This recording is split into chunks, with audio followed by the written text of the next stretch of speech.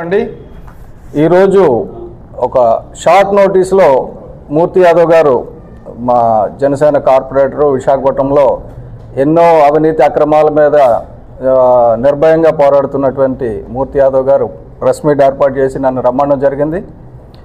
ముఖ్యంగా ఈరోజు good Friday అనగానే చాలామంది అదేదో శుభం అనుకుంటారు, మంచి ఫ్రైడే అని. కానీ అది ఈరోజు సిలువ వేశారు కాబట్టి క్రైస్తవులందరూ చాలా బాధతో ఉంటారు. అట్ ద సేమ్ టైం మూడో రోజు లేచి వస్తాడన్నది తెలుసు కాబట్టి, అంటే ఆ రోజున నిజంగా జరిగిన రోజున వాళ్ళ బాధలో ఉన్నా మూడో రోజున లేచి వచ్చి ప్రపంచానికి అందరికీ క్రీస్తు మార్చం ఏంటో తెలిసింది కాబట్టి అందరూ గుడ్ ఫ్రైడేగా జరుపుకోవడం జరుగుతుంది. వాళ్ళందరికీ కూడా గుడ్ ఫ్రైడే శుభాకాంక్షలు. అలాగే నిన్న రోజా గారు అంటే నార్మల్గా ఎవరైనా పోతే వాళ్ళ దగ్గర కూర్చొని ఏడుస్తూ ఉంటారు. అలాగే నిన్న భూమన కరుణాకర్ రెడ్డి గారు రోడ్డు మీద పడుకుంటే అంటే ఆయన ఏం చెప్పారు, నన్ను గోశాలకు వెళ్ళనివ్వడం లేదు అన్నారు. గోశాలకు వెళ్ళనివ్వడం లేదనేది పూర్తి అబద్ధం అండి, పచ్చి అబద్ధం. ఎందుకంటే ఆయన గోశాల దగ్గర ఆయన గురించి వెయిట్ చేస్తున్నారు. ఇంటి దగ్గర నుంచి ఈయన బయలుదేరితే బాగుంటుందని పోలీసులు కూడా వెయిట్ చేస్తున్నారు. పోలీసులు నిర్బంధించారన్నది పచ్చి అవాస్తవం. ఎందుకంటే పోలీసులు ఏం చెప్పారంటే ఇక్కడి నుంచి పెద్ద దండయాత్రలాగా వెళ్ళొద్దు, మీరు ఒకరు ఇద్దరు ఎవరైతే వెళ్తారో వాళ్ళు వెళ్ళండి అని చెప్పేసి చెప్పడం జరిగింది. కాబట్టి ఆ పోలీసులు ఆపారు అనేది వాస్తవం కాదండి. ఆయన చుట్టూ ఎక్కడ పోలీసులు లేరు, చుట్టూ కూర్చున్నది కార్యకర్తలు కూర్చున్నారు, ఎక్కడ పోలీసులు కనపడలా.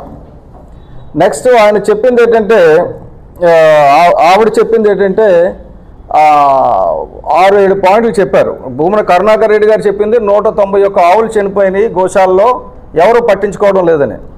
అంటే యావరేజ్గా ఒక 15 ఆవులు నెలకి చనిపోతున్నాయి, ఎవరు పట్టించుకోవడం లేదని. గతంలో చూస్తే ఇప్పటి వరకు అక్కడ గోశాల పెట్టిన దగ్గర నుంచి ఈ రోజు వరకు చూస్తే ఆన్ అండ్ యావరేజ్ 15 ఆవులు చనిపోతున్నాయండి. అది నా దగ్గర డేటా కూడా ఉంది. కాబట్టి ఆ డేటా ప్రకారంగా చూస్తే 2025 జనవరిలో 18 ఆవులు చనిపోయినాయి, ఫిబ్రవరిలో 13 ఆవులు చనిపోయినాయి, మార్చిలో 12 ఆవులు చనిపోయినాయి. ఈ మృతుల సంఖ్య తగ్గుతూ వస్తున్న సమయంలో వీళ్ళు వచ్చి అడావుడు ఏం చేస్తున్నారో నాకు అర్థం కావడంలా. అంటే ఇదివరకు హారతి డ్రామా వేశాడు కరుణాకర్ రెడ్డి గారు, నేను వచ్చి హారతి ఆపేస్తాను, నేను తప్పులు చేయలేదని చెప్పేసి. ఇప్పుడు హారతి డ్రామా పనిచేయలేదు, ఈ ఆవుల డ్రామా తీసుకొచ్చారు, గోవుల డ్రామా తీసుకొచ్చారు, తప్పండి అది. అలాగే రోజా గారికి నార్మల్గా జాతుల్లో 3 జాతులు అంటారు, ఒకటి మేల్, ఫీమేల్, ట్రాన్స్జెండర్ అని. ఈవిడ 4వ రకానికి చెందిందని నేను అనుకుంటున్నాను. ఎందుకంటే ఈ ముగ్గురు కూడా యాక్సెప్ట్ చేయరావండి. ఆడవాళ్ళంటే కూడా ఆడవాళ్ళు కూడా యాక్సెప్ట్ చేసే పరిస్థితుల్లో లేరు.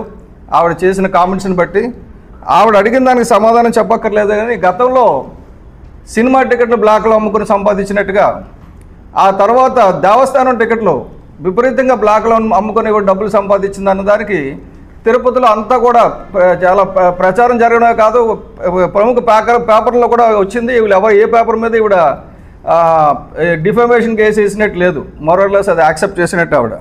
సో బ్లాక్లో టికెట్లు అమ్ముకొని, టీటీడీ దర్శనాల టికెట్లు అమ్ముకొని, ఆ తర్వాత ఇంకొక ఆర్గనైజేషన్, ప్యారలల్ ఆర్గనైజేషన్ పెట్టి 300 రూపాయల టికెట్లు 3300కి అమ్ముకొని చాలా కోట్లు సంపాదించడం అలవాటు అయిపోయిన తర్వాత సడన్గా సంపాదన అంతా పోయిన తర్వాత వీళ్ళకి దిక్కు తోచక ఇటువంటి దందాలకి తెరతీశారు.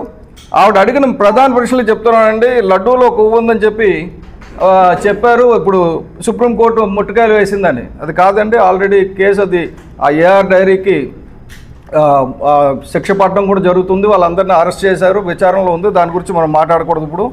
అలాగే కొండ మీద మద్యం విచ్చలవిడిగా అమ్ముతున్నారండి. ఎవరైనా పొరపాటున అమ్మితే వీళ్ళ తాలూకులో అమ్ముతూనే ఉండాలి. వాళ్ళని పట్టుకొని తప్పకుండా రోజమ్మ వాళ్ళందరినీ పట్టుకొని లోపలేసేస్తాం, కంగారు పడవద్దు.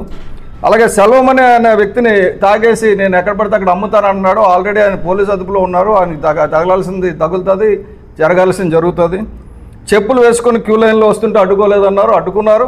ఇక మొదటి చెప్పు, ఇది ఎప్పుడు కూడా హిందువులు చేయరమ్మా, ఇదంతా కూడా అన్య మతస్థులు చేస్తారు తప్ప మిగతా హిందువులు ఎలాంటి పనులు చేయరు. కాబట్టి మీరు చెప్పినవి తప్పకుండా చూద్దాం. తిరుమల ప్రతిష్ఠ దిగజారుస్తున్నారని చెప్పారు. తిరుమల ప్రతిష్ఠ ఎవరు దిగజార్చారు, ఎప్పుడు దిగజార్చారు? ఈ కరుణాకర్ రెడ్డి వల్ల తిరుమల ప్రతిష్ఠ దిగజారింది. కరుణాకర్ రెడ్డి విషయంకి వస్తే ఆయన ఒక హేతువాదని, అదే దేవస్థానంలో చదువుకొని ఆ దేవుడి తాలూకా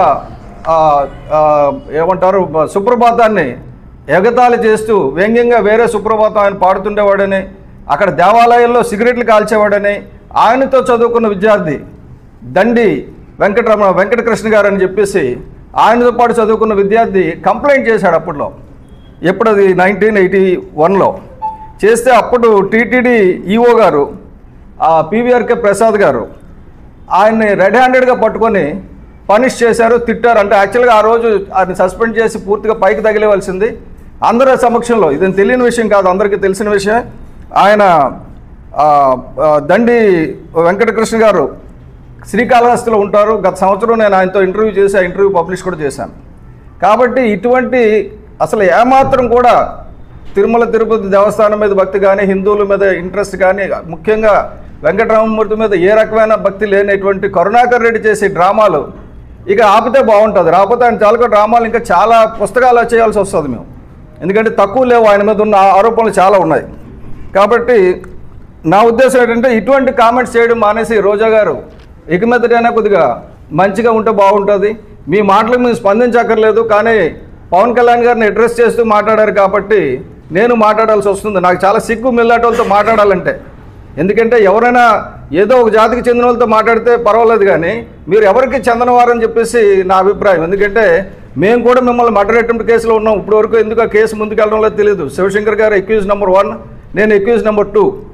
మిమ్మల్ని ఏదో మీరు మంత్రిగా ఉన్నప్పుడు చంపబోయేమాట. నిజంగా అవకాశం దొరికితే ఆ పని చేసినా మంచిది అయి ఉండదు. ఎందుకంటే మీరు మంత్రిగా ఉన్నప్పుడు ఈ రాష్ట్రానికి కానీ దేశానికి కానీ ఎప్పుడు ఏ మంచి పని చేయలేదు. అసలు మీరు మంత్రి అన్న సంగతే మర్చిపోయారు. మర్చిపోయి ఈ టికెట్లు బ్లాక్లో తీసుకోవడం, మంచి మంచి చీరలు కట్టుకొని తిరగడం, ఇది తప్ప మీకు ఎప్పుడు కూడా టూరిజంలో వచ్చిన తర్వాత విశాఖపట్నంలో టూరిజం పూర్తిగా అంతం చేశారు. శుభ్రంగా 800 రూపాయలకి మంచి బీచ్ వ్యూ ఉండే అపార్ట్మెంట్స్ అకామిడేషన్ ఉండేది, దాన్ని నాశనం చేశారు. నాశనం చేసి టూరిజం మినిస్టర్ కింద మీరు ఏదైనా చేసిన చిన్న పని ఉంటే చెప్పండి, ఒక్క పని కూడా లేదు. కాబట్టి ఆవిడ తప్పు చేసింది, దాన్ని వ్యతిరేకించాలి, మీరు వస్తే బాగుంటుందని చెప్పి మూర్తి యాదవ్ గారు చెప్పారు. నేను వచ్చాను, ఇంకా మూర్తి యాదవ్ గారు మిగతాది కంటిన్యూ చేస్తారు. Right sir.